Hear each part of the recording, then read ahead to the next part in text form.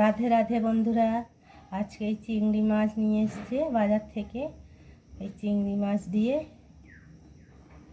একটু ঝিঙে পটলের তরকারি করব। চিংড়ি মাছগুলো বেশ পরিষ্কার আছে, বড় বড় আছে।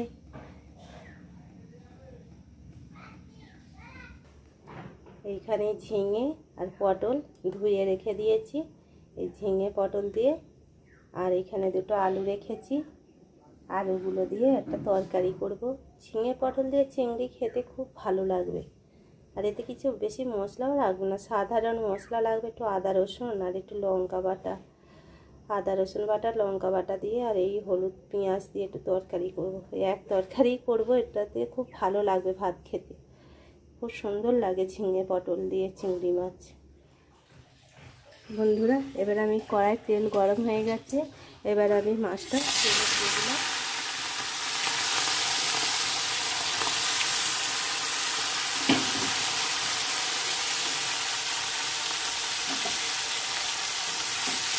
ভালো করে এটাকে ভেজে দেওয়া হয়ে গেছে দেখুন।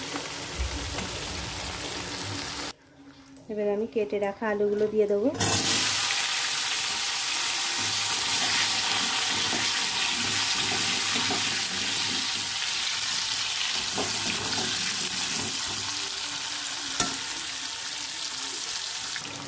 এবারে বন্ধুরা কেটে রাখা পেঁয়াজটা দিয়ে দেবো আমি।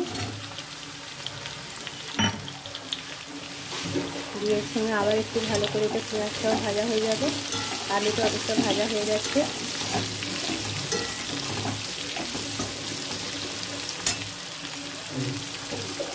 এর সঙ্গে কেটে রাখা এই আনাজটাও দিয়ে দেবো। দেখুন আনাজটা কত সুন্দর করে শুকনো শুকনো করে কাটা আছে, আগে ধুয়ে নিয়েছিলাম বলে গোটা আনাজ।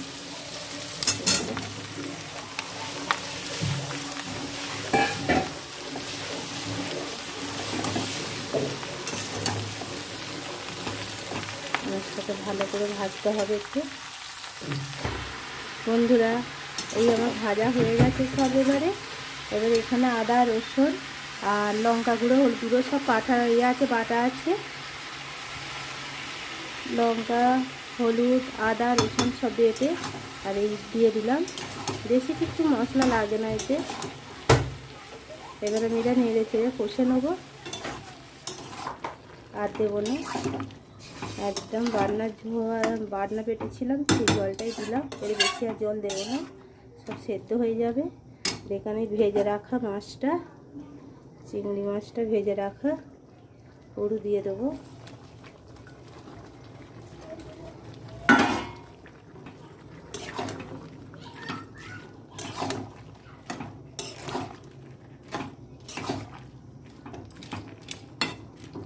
এবারে এটা আমি চাপা দিয়ে